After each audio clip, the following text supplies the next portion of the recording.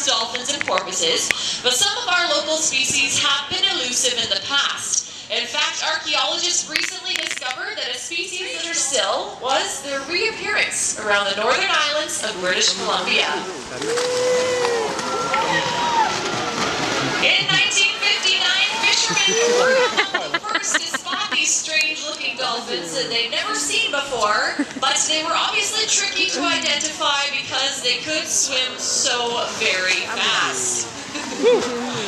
Eventually, these speedy dolphins were identified as Pacific white-sided dolphins. Now, decades later, we have the opportunity to see these animals in the waters around Vancouver and in the Strait of Georgia, and we have the amazing opportunity to work with two of them right here at the Vancouver Aquarium.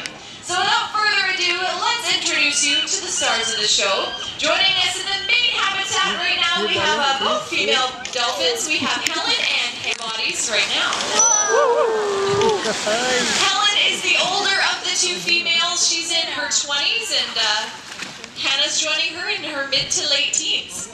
And they've been working with us here at the Vancouver Aquarium since 2005, and they really have an incredible story of how they came to be with us. So their trainer, Anna, is actually going to share with us the incredible story of these dolphins. Sure I can. Both of our dolphins are what we refer to as rescued and rehabilitated animals. So Pacific white-sided dolphins can be found, well, in the North Pacific Ocean, stretching from about northern Mexico up along our coast to Alaska and across the ocean off the coast of Japan. And even though they are neighbors of ours, we still have why research is so important. Now I am curious from the audience, show of hands, if you have ever wanted to research or work with dolphins at some point in your life. Raise your hand. Okay, I'm seeing quite a few hands here today. Well, guess what? Each and every one of you can actually help with dolphin research, and that is so if you spot any of the 23 species of cetacean that share the coast with us here in BC, researchers want to know when, where, and how many individuals you saw so that we can track their movements and get a better idea of how many individuals live locally. But since there are so many species you can see here in our waters, I'm going to give you some tools to be able to identify a Pacific white-sided dolphin. Now the first thing you can look for, you've probably noticed here today, is their beautiful coloration. They do showcase a form of camouflage called countershading, meaning they have dark backs and bright white bellies. And what this does is, it actually makes it difficult for both predator and prey to spot these animals from various angles in the water. That might be something you even experience here at the Wild Coast, from up top looking down at these dolphins, or if you're under underwater windows looking up. Something else you can look for to ID these animals is their size. Pacific white-sided dolphins tend to be about the same size as Hannah and Helen here. You're getting a great look. Now that is noticeably larger than a harbour in British Columbia. Killer whales can be about the length of a medium-sized bus. Now another distinguishing factor for these dolphins is their dorsal fin, or that fin on their back. So if you have a camera at the show here today, I'm going to challenge you to try to get a picture of Hannah and Helen's dorsal fins. It is like a fingerprint for these animals. No two are the same, but it can be quite difficult to snap those pictures. It's kind of what researchers experience on the water. If you move a little bit fast, if you are successful and get pictures, you're going to notice that they're very different, and it's a way that we can tell them apart.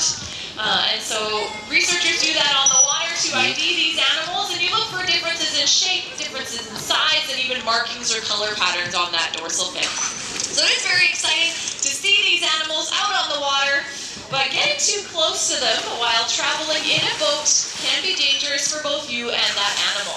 All you see is a head pop out of the water, like we're going to see here. A distance of about 400 feet, or 100 meters, is required at all times in Canadian waters. So to give you an idea, that's about 10 times the length. But don't worry, it is still possible to identify one of these animals from far away. They're one of the most acrobatic species of dolphin in the world. I think it's pretty clear why that is.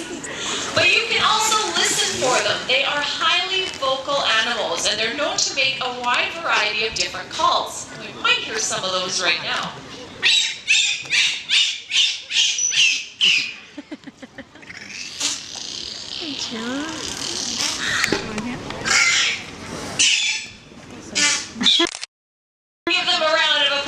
that. So we hope everyone has the opportunity to spot a Pacific white-sided dolphin out in the ocean, and you can help by adding to the information that researchers already have. In fact, we know that not that long ago, over Horseshoe Bay and Departure Bay on a BC ferry. And we know that thanks to people like yourselves who reported that sighting to researchers. Now, unfortunately, an observation that the researchers have been making is that over the years, there are an increasing number of threats these animals must face in the ocean. And we did hear from Anna, both Hannah and Helen were accidentally entangled in fishing nets. And Helen, on the far side, still bears scars from that encounter. You may have noticed that her side or pectoral flippers needed to be partially removed in order to save her life. So humans are really the major threat in traffic or lack of available seafood. We have a responsibility to be aware of the impact that we have on our planet.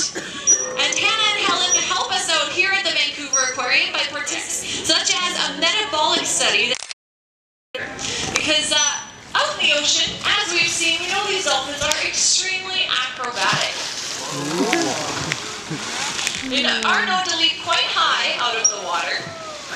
But in addition to the acrobatics, they're also hydrodynamic, meaning they have streamlined bodies, and it's that body shape that allows them to reach incredible speeds of about 35 kilometers per hour or 22 miles per hour.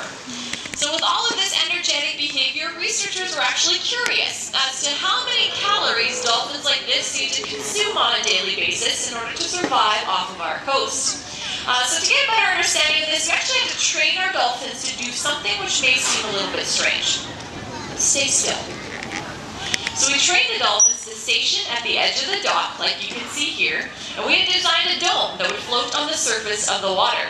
Now while their heads are in that dome, we can calculate their oxygen usage, which can tell us exactly how much energy they're using.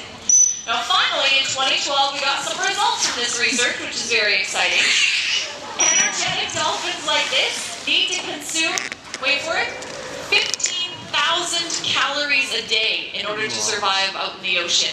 On average, about 15,000 calories. That's about 68 salmon, 80 herring, or in human terms, that's like us eating 188 apples a day or 50 cheeseburgers a day. So the average human adult eats about 1,500 calories, give or take. So add an extra zero to that, and that means these dolphins need access to a lot of seafood. So as you see, Helen and Hannah really do act as ambassadors here at the aquarium, sharing their story with us and allowing us to learn more about cetaceans out in the ocean. And we hope everyone has the opportunity to see a whale, dolphin, or porpoise off the coast. And it's because of people like yourselves who reported those sightings that we've been able to track the movements of animals in Howe Sound for over 30 years. Because every sighting that is given to, once again, wildwhales.org is made available to researchers who, if possible, go out to these animals. We are dedicated to the conservation of aquatic life here at the Vancouver Aquarium, and we want to thank you so much for joining us, because as a non-profit organization, it is really with your help that researchers will reveal the secrets of marine mammals like Pacific Bible. So on behalf of, once again, beautiful Hannah and Helen, we want to thank you all so much for joining us and hope you have a fantastic rest of the day here at the Vancouver Aquarium. Thanks very much, everyone. It's like ghost.